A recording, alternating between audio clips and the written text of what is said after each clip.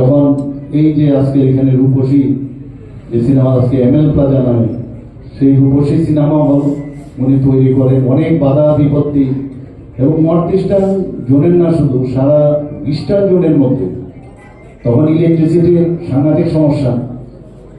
তখন ব্লোয়ার দিয়ে প্রথম এখানে প্রায় 1100 উপরে সিটের এখানে সিনেমা হল তৈরি করে এবং তৎকালীন সময়ের মুখ্যমন্ত্রী এটা তৈরি করার পরে 11 বছর এই জায়গায় এই সিনেমা হল করার তৈরির জন্য হাইকোর্ট তখন ছিল না, কেস করতে হয়েছিল এবং মাঝে মাঝে বেঞ্চ বসতো, বাইরের থেকে ব্যারিস্টার ওরা আসতো এখানে, নাম করা সব ব্যারিস্টার।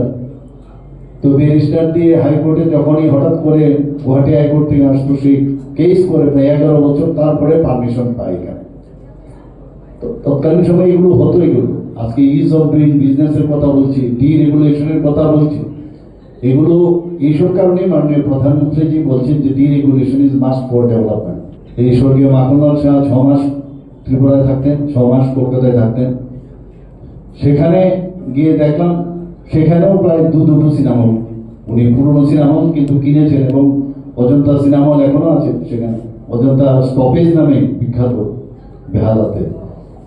আরেকটা বনগ্লির কাছে সেখানেও সিনেমা হল কেনা হয়েছিল, সেটা একটু ডাবল ব্যালকনি, সেখানেও প্রায় 1300 আসন সংখ্যা। এবং সেখানে যাওয়ার পরে আস্তে আস্তে করে ফিল্ম ইন্ডাস্ট্রির সাথে যুক্ত হলো। একের পর এক ইতিহাস যদি আমি বলি শেষ করা যাবে না, বিভিন্ন। এবং যখন যে ব্যবসা করার যে কায়দা এবং ব্যবসা একটা ব্যবসার থেকে আরেকটা ব্যবসার সাথে কিভাবে সাপোর্টিং সিস্টেম এবং হিসাব পত্র, তার যে ওনার যে অফিসে কমসে কম তৎকালীন সময় এবং এত লয়াল ব্যক্তিরা ছিলেন, আমাদের মনে হতো যে তারা আমাদের ফ্যামিলি মেম্বার, অনেকে থাকতো ওই জায়গায়।